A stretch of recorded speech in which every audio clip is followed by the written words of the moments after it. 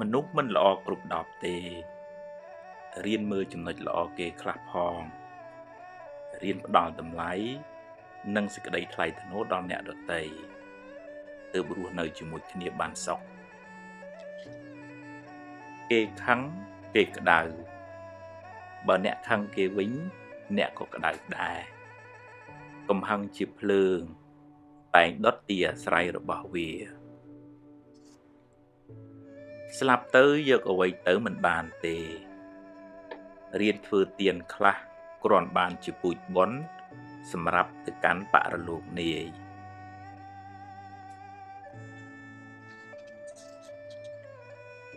ហួងហែងច្រើនទុកក៏ច្រើនដែរ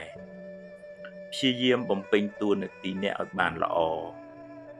បើត្រូវប្រែប្រួលក៏អស់ចិត្តដែរព្រោះអ្នកបានធ្វើអស់ពីសមត្ថភាពហើយ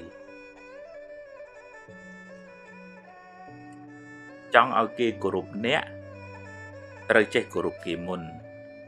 រៀនផ្ដល់តម្លៃសេចក្តីថ្លៃថ្នូរដល់មនុស្សសត្វអ្នកនឹងបានទទួលសេចក្តីសុខមកវិញព្យាយាមធ្វើរឿងណាដែលអ្នកអាចធ្វើបានរឿងដែលអ្នកមិនទាន់ធ្វើកើតរងចាំសិន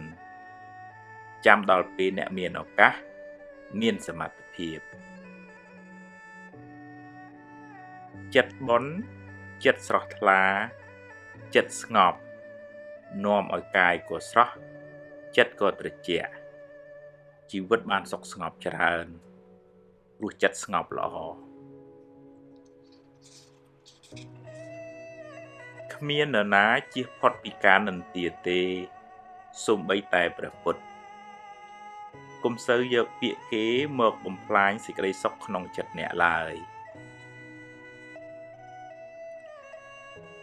ធ្វើទានជួយសង្គ្រោះពេលគេមានទុក្ខអ្នកបានបុណ្យផងបានការរាប់អានផងបានដាំពូជជាអ្នកមានទ្រព្យច្រើនផង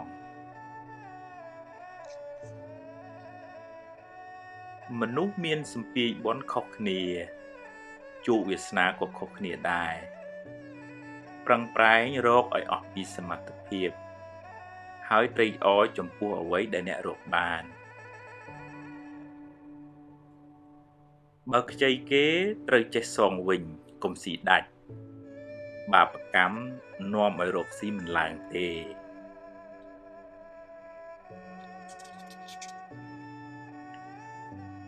កុំយកមុខយកមាត់តែម្នាក់ឯងចែកគេខ្លះផងទើបធ្វើការជាមួយគ្នាបានយូរកុំយកពាក្យសម្ដីលាមករបស់គេមកគិតហើយដេកកើតទុកឡើយមាត់គេចិត្តគេខាត់គេមិនបានទេរឿងថ្ងៃស្អែកមិនទាន់មាននៅឡើយទេចាំស្អែកចាំជួបកុំព្រួយហួសហេតុពេកបើបុណ្យមាននឹងជួបរឿងល្អ